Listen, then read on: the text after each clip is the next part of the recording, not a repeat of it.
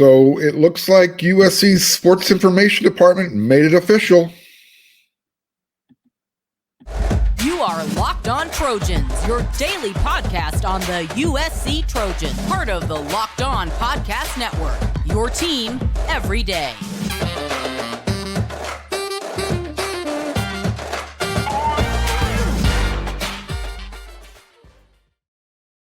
Fight on, everyone. I'm your host, Marc, and thank you for making Locked On USC your first listen every day. Whether you're watching me on YouTube or wherever you like to listen to your podcast, we are free, and I do appreciate you coming along for the ride. Hope you're enjoying the show.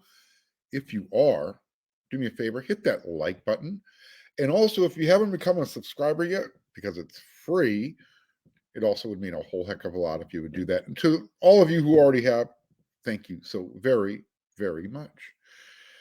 All right, so I'm going to have some really important spring camp news and other notes in the third segment, so stay tuned. And I will get to those really soon. But first, you're going to get to play Coach Alex Grinch for a day. And you get to tell each of the starters, obviously on defense, what do they have to do to improve in 2023? Because when they do these little things to improve their own game, obviously the defense will be better. And I think Caleb Williams and the offense will take care of everything else. So if I'm Grinch for a day, and these are my starters coming out of fall camp, last week I did my starters on both sides of the ball coming out of spring. I'm jumping forward all the way to fall camp because that's when it really matters. So my starters coming out of fall camp, and I'm Alex Grinch. I'm giving each of these guys my honeydews and their honeydew list and their homework assignments to make sure they're ready for that home opener against what was that, San Jose State, week 0. So this is my starting lineup, fall camp, assuming everyone is healthy. All right. I'm kind of going out on a limb here, sort of. This position is really up in the air, but this is the position that needs to get its ish figured out, because if it doesn't, defense is not going to be much better than they were last year. So rush end, Romello Height. He was last year's starter going into opening first game of the season. And I'm going to assume if he is healthy, he will be the starter again this year. Whether his leash is long or short, we'll find out. But what he needs to do is he needs to stay healthy and he needs to stay on the field. That would be a start. But he also really, what he needs to do, because he's going to be on the field, is he needs to get stronger, specifically in his lower body. And he has to be able to do that without losing any of his speed and agility. In the limited times that I've seen him, play and on the field, and this is also, I checked out some of his film at Auburn. He tends to get, I don't know how to say, if he's in the pile to run, if he's playing against the run, he gets crumpled up really easily. So he needs to get stronger, specifically in that lower body. We're going to stay on the defensive line. If he's playing defensive tackle, Tyrone Taleni, he's going to be starting, whether it's at inside or outside of defensive end. We'll figure that out. But in game 1, he's starting at defensive tackle. And I just need Tyrone. I need him to continue to develop and learn the game. Yes, he is mature. He's going to be 27 by the time the first game rolls around. But he's still raw as far as American football is concerned. He already plays with a great tenacity. So with him, he needs to refine his technique. Maybe bring over some more of those rugby moves that he's been watching. I know he spent some time with his family when he went back home. It was all over Instagram. So Yeah, bring some of those rugby moves back with him.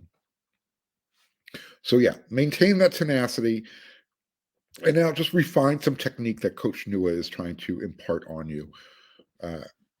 Because look, I've already said I think he's going to lead the team in sacks this year. I won't mind if I'm wrong, because that means somebody else led the team, and I've got him with 10 sacks. I just want him to double what he did last year.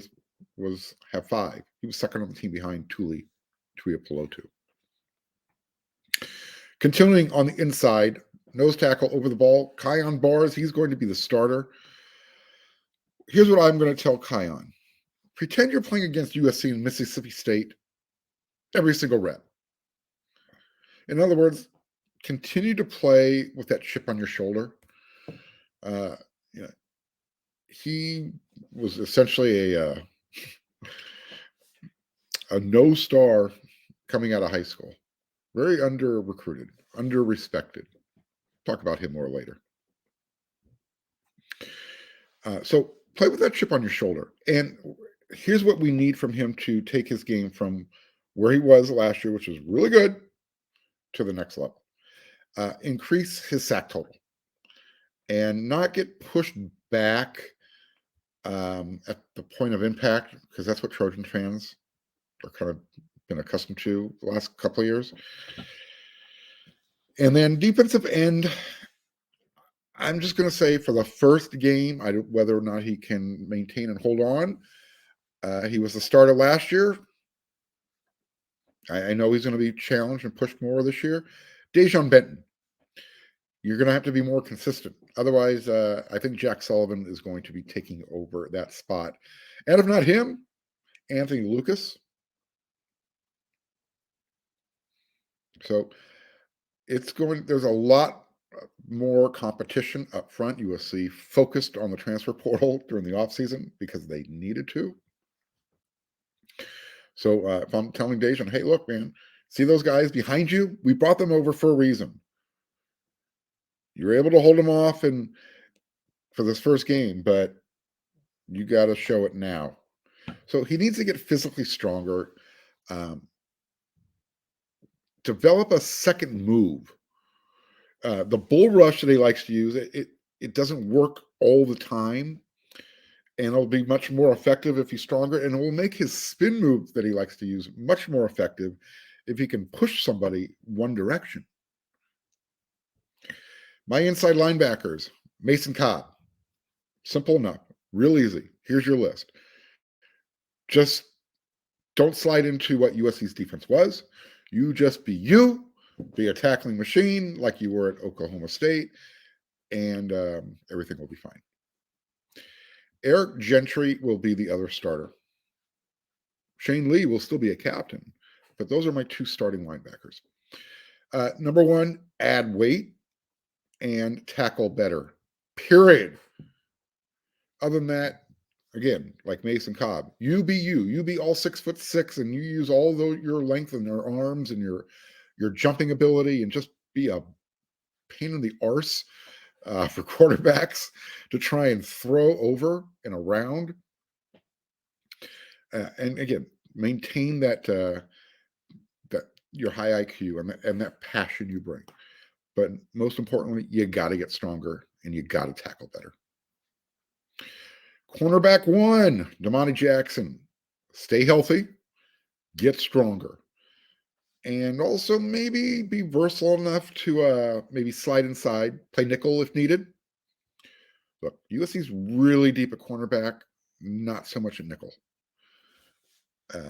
Make yourself that much more valuable. And the NFL will see you that much more valuable as well. Cornerback 2, it's going to be Christian Roland Wallace. Again, just bring over from Arizona what you brought. That physical ability to tackle, force fumbles. You got to get better at deep ball coverage, though. That's something, I don't know. Maybe I'm nitpicking. But he does have, he has a tendency to always be around the ball. So I have 0 issues with your tackling ability. Again, always around the ball. But when you're in coverage, you're going to have to increase your interception numbers too. I need at least 3 from your side of the ball, your side of the field. Excuse me. And also, he's really smart. All conference honor roll. Gotta like that. At nickel, we're starting Max Williams. Look, I'm not sure if he can grow any taller. He doesn't need to get any thicker. He's strong. He's got that pit bull mentality. But if he's going to be the starter, he's going to need to, Max, you're going to need to anticipate better. You cannot, and I'm talking about in the passing game, you read the run game fine. You're willing to stick your nose in there and tackle. But I can't have you playing behind guys crossing the middle, specifically tight ends that are typically bigger than you. Got to anticipate better. Now, whether you were out of position last year, whether that was your fault or not, doesn't matter. I think you might be better suited at strong safety for the reasons I mentioned. It gives him a better chance to kind of read the play rather than having to, be that zone coverage guy for that guy coming off the line inside. That's a tough spot to be for someone his size. Strong safety is going to be Bryson Shaw. Needs to be better in the open field, one-on-one. He makes plays. Now he's healthy, so hopefully he'll be fully comfortable after he'll have his feet under him now. I know Alex Grinch, the real Alex Grinch, likes him a lot, so he's going to be the starter. But again, needs to be better in the open field with his tackling. I think he reads the play pretty well. And then finally, free safety, Kyon. Again, like your buddy Eric Gentry, add some weight, get better at your tackling technique. If you do that, you're going to be a first-round NFL draft pick because your coverage skills are A++++. So now, I just don't want to see you looking like Raggedy Ann, getting ragdolled by guys that you're trying to tackle. You're 6'4". You got to be better than that. But again, you're pretty damn good. So, I don't know, can you add 10, 15 more pounds to that frame and still maintain all of your other abilities? That's on your that's my honey-do list to Kalen Bullock. So if these are the starters and they do these little things, it doesn't sound like I'm asking a whole lot, does it? I think the defense is going to be 10 times better than they were last year. And that team led the country in turnover margin. All right. Are you looking for a delicious treat right now, but don't want all the fat and calories? You got to try Built Bar. Because if you're like me, you want to eat healthier and you don't want to compromise your taste, then I've got just the thing for you. You got to try Built. With Built, healthy is actually tasty. And seriously, they're really delicious. You won't even think they're good for you. What makes Built Bars so good? Well, for starters, they're covered. What I call them? 100% chocolate. That's right, 100% real chocolate. And they come in unbelievably great flavors like churro, peanut butter brownie, and coconut almond. And they do all that great flavors, and they do it by giving you these great macros. You're going to get 130 calories, 4 grams of sugar, that's it, and 17 grams of protein.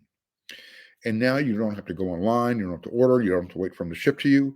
You can go get them at your local Walmart or Sam's Club. So head on over to your nearest Walmart today, walk to the pharmacy section, grab yourself a box of Built Bars. You can pick up a 4-bar box of their cookies and cream, or their double chocolate, or their coconut puffs. And if you're near a Sam's Club, run in, grab a 13-bar box of their hit flavors, brownie batter and churro, and then you can thank me later. I want to say thank you to my Locked On USC listeners and viewers. I want to do that as many times as I can. I also want you to go check out our new podcast, Locked On College Basketball. Everything you need to know about college basketball in one place, plus You're going to hear it from the big name experts, insiders, coaches, and the players. Locked on College Basketball, available on YouTube and wherever you get your podcast. All right, so the Intrigue List has reached the top 5. There we go. Nitty gritty, getting down to it. As I said, I'm going to have some spring camp notes coming up real shortly here in the next segment. As you can see, we're just a few days away. So if we're at the top 5, that means by Sunday, when camp opens, you'll have all the pertinent storylines. There was a little hint. I've been telling you guys March 4th. Well, spring camp opens a day later on Sunday. Stay tuned. Number 5 on the WeRSC Intrigue List. This is the list that each of the staffers submitted. Eric McKinney compiled all the results, and the voting tabulations came out. Anthony Lucas was the 5th most intriguing storyline going into spring camp. Here's, I guess, something that's intriguing right off the bat. Is he going to be the rush end, or is he going to be a defensive end? He came over from Texas A&M. USC was after him out of high school. But, Texas A&M had one of, on paper, if you're into the recruiting stuff, probably the greatest recruiting class ever assembled in the history of the universe. That was in 2022.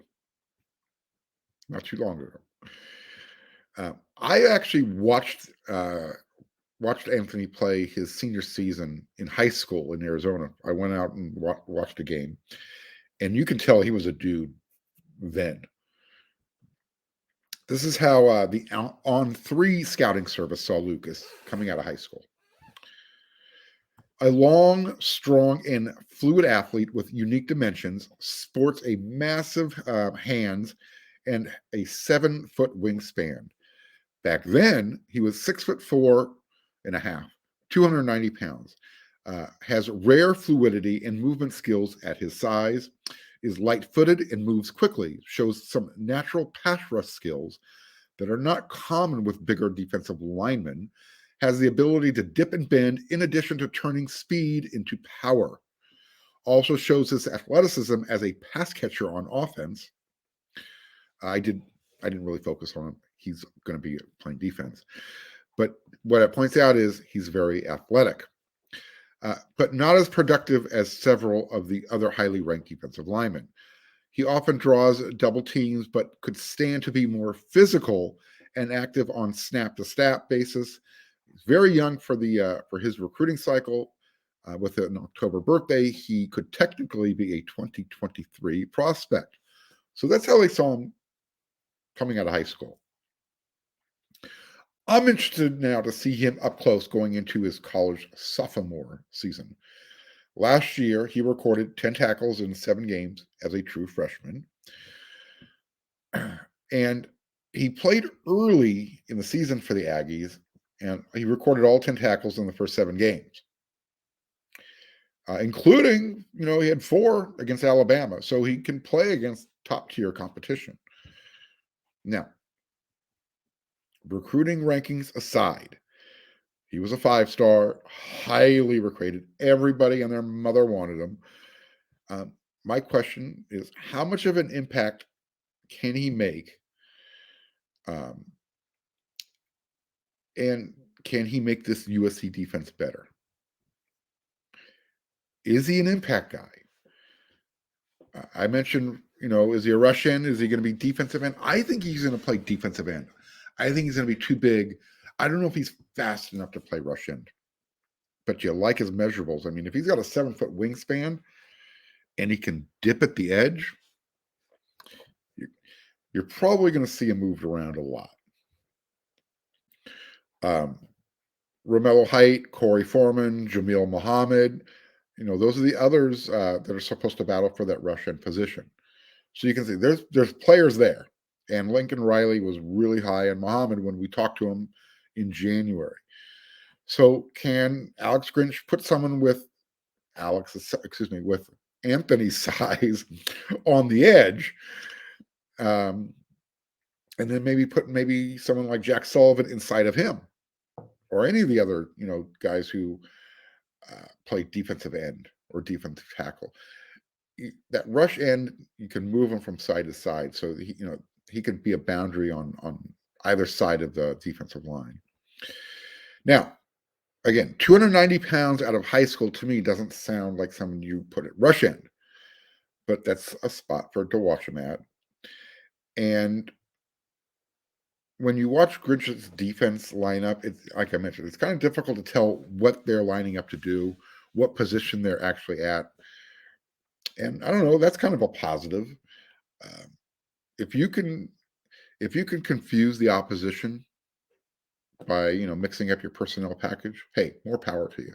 Just get those guys out on the field to get after the quarterback, because that rush in position, unless it was Tooley, it was just a non-factor.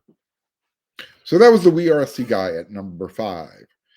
My number 5 guy on the intrigue list was another defensive line transfer. I mentioned his name earlier in the show, and I said, stay tuned. So, hint, there it is. Kyon Bars, defensive tackle, nose tackle, whatever you want to call him. I mentioned he was a no-star, 6'3", 270-pound defensive tackle out of Murrieta, California, and he ended up at Arizona. Okay, I know when I bring up these recruiting rankings, it's for context purposes only, because so many people put a lot of value in them, and there is a little bit of value. I just don't put a lot into it. So, you know who you are out there who always question me about this on the show. Move forward. So 6'3", 270 pounds, coming out of high school. And he was just been getting better year after year after year at Arizona. And the program is definitely on an upswing with Jed Fish. Those guys almost, pulled off the upset over USC last year. So he's got those guys believing over there. And so because, they had some talent over there, USC is going to say, well, you know what? We're going to take some of your talent. We're going to return the favor. You want to pretend you can play with us? All right. We're going to take 3 of your better players. We've talked about Christian Roland Wallace and Dorian Singer. Kyon Bars is the third of that trio. Now, at the end of Kyon's junior season, he was still 6'3", but according to the Arizona website, he had ballooned all the way up to 310 pounds. And if that's the case, he's going to be challenging for the starting spot in the middle, lining up over the ball. And this year, fall camp, starter for me. Now, so what is so intriguing about a guy who started 12 games on the defensive line at Arizona? Well, he had a career-high 39 tackles last year. 18 of those were solo. He posted 4.5 tackles for loss. He recorded a season-high 5 tackles 3 times. He did that against Mississippi State. He did that against USC. And I can't see the other team. Nevertheless, he's one of those players that, as I mentioned earlier, pretend you're playing against USC and Mississippi State every time the ball's snapped. But, go back to those days where you felt you didn't get any respect coming out of high school. Continue to play with that chip on your shoulder. So those numbers that I was talking about just a second ago, 39 tackles last year, 18 solo, and he's doing this over the middle and assisted on 21 others. And he was able to get 4.5 tackles for loss. He's got some athleticism and for his size. So that's one reason why Lincoln Riley and Alex Grinch were excited to bring him over. And, obviously he made an impression against USC, 5 tackles. I'm sure they saw his game film against Mississippi State and said, hey, if that guy can do it against SEC level competition, he could probably do it against Pac-12 level competition for USC. In 2021, he was second team all conference. I guess last year, Tuli Tuiapelotu, and I can't. I don't have it in front of me, and I apologize. I don't remember who ended up all conference. For whatever reason, Kyon didn't make it last year, apparently, at least according to the Arizona Wildcats website. And this is his competition, and why Kyon is so intriguing. USC returns Stanley Taufo, Tyrone Taleni, Jamar Sakona at 300 pounds plus, Dejon Benton, Colin Mobley, maybe, who's close to 300 pounds, and Earl Barquette. If I didn't say 300 pounds with those other guys, that means USC needs someone of Kyon's size. That's what makes him so intriguing. And the fact that he has the experience and you can slide him in there. So I'm going to be eyeballing these guys that I just mentioned when I see them. Because right now, Jamar's the only one who's really listed at $3 or more. I kind of threw Colin Mobley in there because when he came to USC, he was at 290. I'm going to assume, he got fat and gained 10 pounds alone just by that. So Barr should be the starter by the time spring camp is over. All right, here we go. Next weekend, USC is scheduled to open spring camp. I mentioned at the top that it's not going to be Saturday the 4th. Nope, they're delaying it one more day. It's going to open on Sunday the 5th instead. Not a big deal. Practices are set to run on Tuesday, Thursdays, and Saturdays going forward. So that's why they're probably doing it on Sunday. Give the guys a day off and jump right into that first week of Tuesday, Thursday, Saturday. And then you're going to get a break for the next, 11 days or so, because spring break, March 8th through the 21st. Get back to that in a second. The spring game is set, though. It will be April 15th at noon at the Coliseum. So get out there. You're not going to get a whole lot of opportunities to see Caleb Williams play inside the Coliseum. Get out there. Can't emphasize that enough. All right. As far as taking a week off after 3 practice sessions, not a fan. I'd prefer the staff keep the team's attention all the way through spring camp. Once you got them, don't let go. And maybe it's the cynic in me. I'm being a little skeptical, but guys are to come back winded, out of shape. Let's not forget it's spring break. These are young men. They want to go out and have some fun. Well, that should be the reward. Either do it before or after. So if I had to give them a break in between, I'd go 2 weeks on, then give them a week off, then 2 weeks back on. Or, as I said, just start USC spring break. Just start spring camp after spring break and go full throttle all the way through. Make the spring game a little bit later. You'll still have plenty of time to use the transfer portal May 1st. Media access. Yeah, well, it's going to be limited. We'll be allowed to watch the stretching and the individual drills for the Tuesday and Thursday practices. And we'll have offensive and defensive players plus assistant coaches available after the midweek practices. Lincoln Riley will speak with media on Saturdays via Zoom. I'm okay with that. I actually like those. The freshmen, though, those guys are not going to be available to the media during spring practice. And I'm okay with that, too. USC likes to put them through a process. They work, the sports information department likes to work with their freshmen, getting them ready for the media. And Katie Ryan is actually the one who does that. And you can actually see how these young men mature and develop as the season goes along. You can see how they become more comfortable working and dealing with us.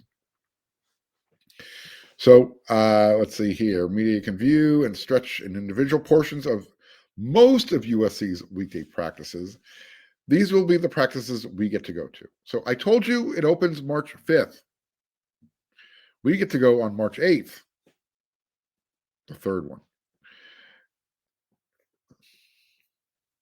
Anyways, March 21st, 23rd, 28th, 30th, April 4th, 6th, 11th, and 13th.